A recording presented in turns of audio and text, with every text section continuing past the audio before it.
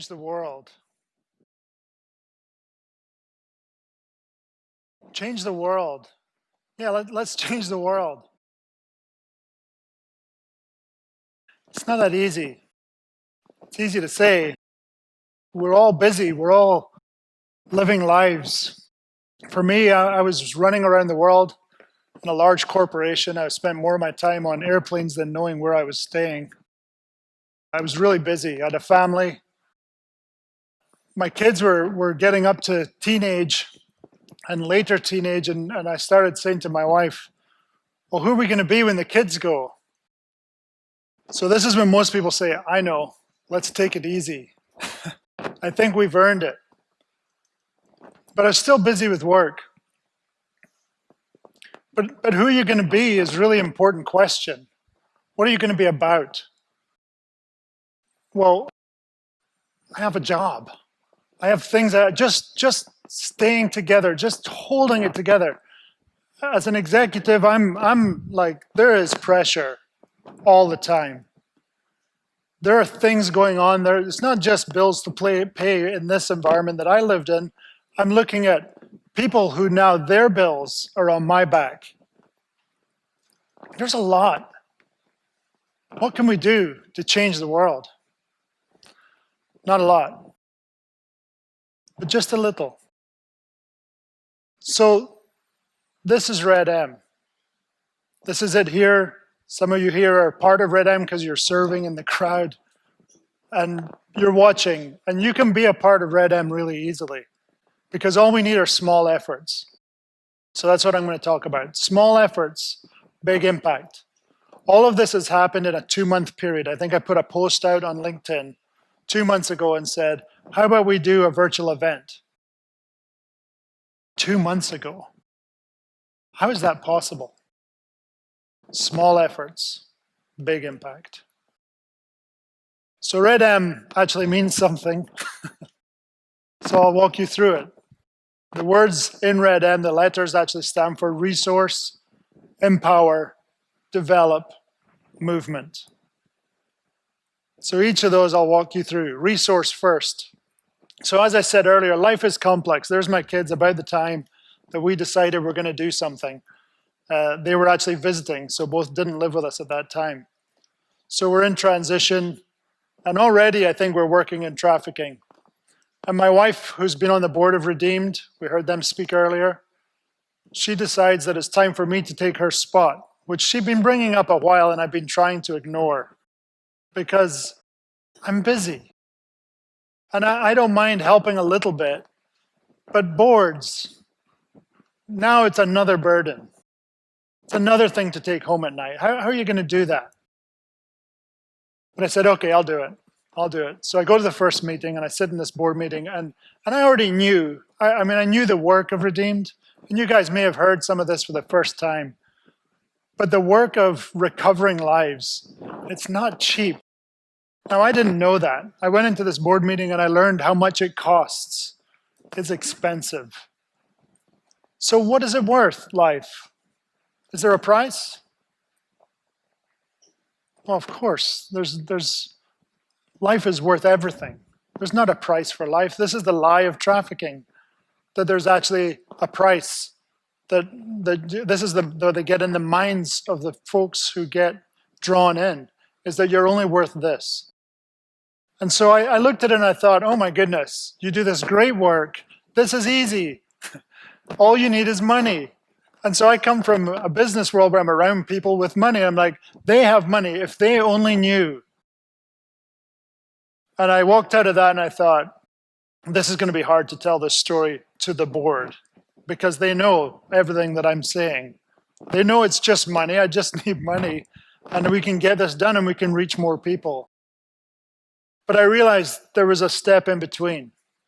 There was a place where people could actually help change the story for this organization. So what's in your pockets is a theory I've had for years, and I got to bring it to the table. So I went to LinkedIn again. I went there and I put a post and said, who wants to help with some marketing? Let's get some marketers together. Well, interestingly enough, over a 24-hour period, 52,000 people were drawn to that post. It was probably the largest post I'd seen at the time. And I was like, turns out a lot of people. So I thought we better get moving here. So within 5 days, a friend from work had reached out the next morning because he called me to tell me that, what is this thing you're doing? It's very exciting. Can I help? So within 5 days, we went to a small cafe in Houston and we just said, come to this location. 50 people came and redM began. We started looking at what could we do? So first of all, we explained trafficking. Interestingly, in the room, out of all the professionals who came, 2 people knew about trafficking. And so the first thing we studied was the digital team went off and said, let's go look at social media. Let's look at where are people, we can track where people go and let's go see what they're doing. And what we found in Houston was when you add up all the clicks and connects, if you count out how many people work in fighting trafficking, it equals the number of people looking at this content. So they're all looking at each other, that's good, but no one else is getting to it. So we have professionals that can actually, I know I actually was up in New York and saw this presentation of a nonprofit, and they had this professional agency. They said, here's the before and here's the after, $2 million. I was compelled. I wanted to give them money when I saw the work they did because I'm like, this is really good work. And I sat there going, surely we can do this without spending $2 million. And so we started to get professionals to work together. So that became our easy thing. And as we sat around, everyone had something they could do. Everyone had a special gift or skill. And so we did that, and we helped Redeemed with their first gala. And we're actually about to have virtual one next week. So Saturday, look it up. Keep Houston free. But we helped with that first one, and at the end of that, everyone was burned out. So our next meetings that we were going to have, less people turned up. And burnout is just part of life, particularly in these subjects. You get in, you get over-engaged. You do a lot, then you realize, I can't keep doing this. I got a job, I got to live. So we started working on really managing people and what they're able to do. And that's really where redM is at. So finding the resource and then empowering the resource. So everyone turns up to our organization and they say, I got this skill, I'm really good at it. Maybe you are, maybe you're not. We're not quite sure. We're gonna work out, are you really good at it? Which is a really delicate subject. But we really want to make excellent communicating materials. We want to give good things. We don't want to be just gathering whatever and handing it over to an organization. And so we started that kind of empowerment. So we started saying, hey, just try, just jump in, let's see what you got. We actually spend time with people and go, okay, what are you really good at? So once we've done some initial work, everyone gets to give a bit, we can actually go, okay, let's go look at what's the right place for you to put your energy. And this with everybody is something that you may not have learned already. A lot of people don't learn this, but when you're actually focusing on the right thing that you're really gifted at, it's not hard. And so when people bring their burden of work, it's here, I did it, I'm done, I'm out. Probably the wrong job that you were doing. Because good work makes you feel excited.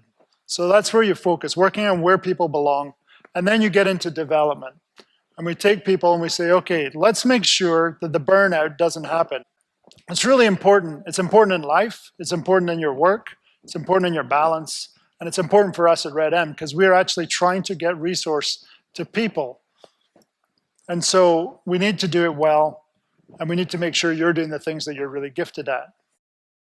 So the question we always have of everyone is, what is your superpower? Which kind of sounds odd, but it's what we do, is we try and find out what are you really great at? Because when you have a superpower, you can live in a world where everyone else is an idiot because they can't do the thing that's easy to you. And the truth is, you're just gifted at something. And so if you can get people out of that world of where everyone's an idiot and get them into, I'm going to give my gift and everyone has gifts to give, everyone is equal in this. We all have a superpower. And so when you can get people to work that way, we can actually produce better results and actually grow better humans, which is kind of at the core of what I believe in, is growing better humans and starting with this one here, because there's a lot of work there. So understanding superpowers is critical. And then finally, movement. How do we move people to continue? And this has already been happening. The way that this event happened was a ton of people who just got involved, got excited, and delivered. And we have about 3 projects going on right now with different teams working. And we're going to have more. So we've created a website at joinredm.com. And you can go there and you can choose, okay, I want to find out, I want to be involved from a talent standpoint, or I'm an organization who wants to say, okay, I have some needs. And so that way we can start taking it all over the world easily. We've just got to find ways to get people to connect and to get through a process that helps us to give back. So that is fundamentally redM. And so why redM? Why does that even exist? What is going on? What is the reasoning behind it? Because we've heard some really great organizations here. And you've heard them. There's some great stories. There are great people doing great work. But the challenge is, it draws you into a subject that will ruin your social life.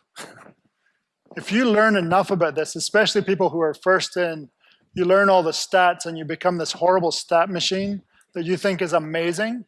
And you're going to dinner parties and you're like blurting it all out because you can't wait to tell everyone the news that we should all stop what we're doing and fight human trafficking right now.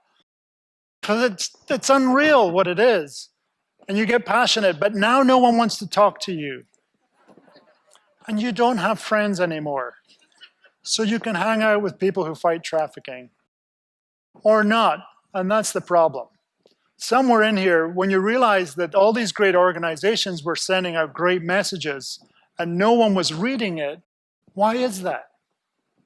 So we studied that a bit and looked at what are the behaviors of places where there is extremely bad things happening in a community and they're not doing something about it. So we found ourselves looking at the Second World War, where there were concentration camps.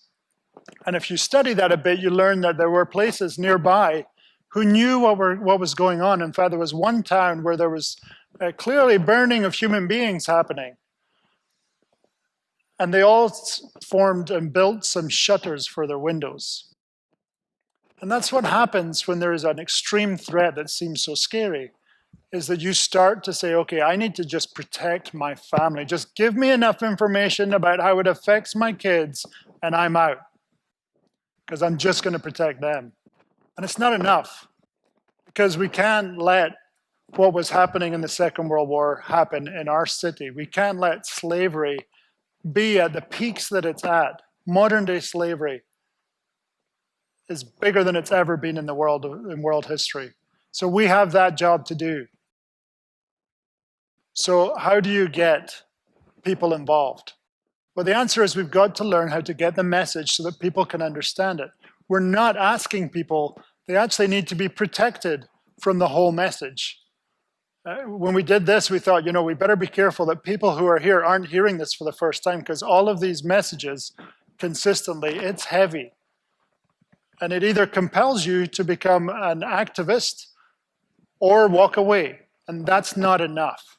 And so that's really what redM does, is we are finding a way to create a space between the two where people can give something.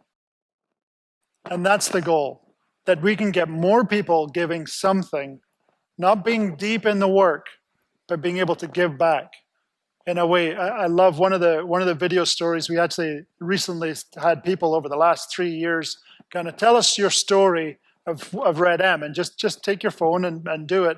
And we had a single mother, and she said, I was involved with redM, and what I did was we did a photo shoot, and I was a model. So when we went to do a video or it was photography for Redeemed, when we went there, we obviously couldn't have the women in the house be there. So we actually needed models. So we brought some people over. It was one of those last minute things, threw it together, and she got to be a model. And she goes, and I did something. And that's about the right level of doing something for that person. And for others, it's more. Others, they find other things like cutting videos or take photo shoots, or it doesn't matter what you can do. The bit you can give is really important. And managing that it's not everything. Because what happens is you're compelled into this, I'm going to give everything, and then you end up in burnout. and burnout's not okay. So this whole idea is to moderate the amount of work people do, but also get their superpower. So when you get highly talented people and you connect them to doing just a small bit of work, it's like if you can imagine, you get an artist in, and we put this artist up here, and they start painting something, and you're like, oh my goodness. Have you ever seen anything painted in front of you where at first you're like, that's stupid, and then you go, no, I'm stupid, that is amazing. You've been that person, I've been it. I'm like, oh, that looks rubbish. Turns out it's not. Well, it's the same when any of you have a gift and a talent. When you do it, it seems the artist is just like another day. They're not going through tons of excruciating pain to do what they're doing. They're doing what they love. And when you do what you love, it's amazing to everyone else, and it's just nothing to us. And that's the truth of everyone. And so learning that everyone, I loved Amy's story about, how important we are, how we're all actually have something important to give. I think that's really true, is that each of us has something to give, and working out what it is really on that, how hard is this? Am I finding this a burden? Probably it's not your superpower. But finding out what your superpower is so you can give it, and give it with a happy heart, and enjoy giving it and not get worn out by it, get energized by it, we're on the right path. And that's the idea. Getting people together to do really great things. And when it happens, like today, it's pretty amazing. So we look at that, and stepping back, as a lot of us, we were on phone calls on Mondays at 8 o'clock at night, because that worked. We actually have someone in India who has to dial in, so she's up at 6 a.m. We're all feeling bad when she runs late, and she's like, I'm so sorry, I was late. We're like, it's 6 a.m. We didn't get up at 6 a.m., it's evening. But we did that for 2 months, and here we are, doing something amazing. And that's the whole idea. So I just encourage you to get involved in some way, find out what your thing is that you can give back, and become a part of redM. Thank you.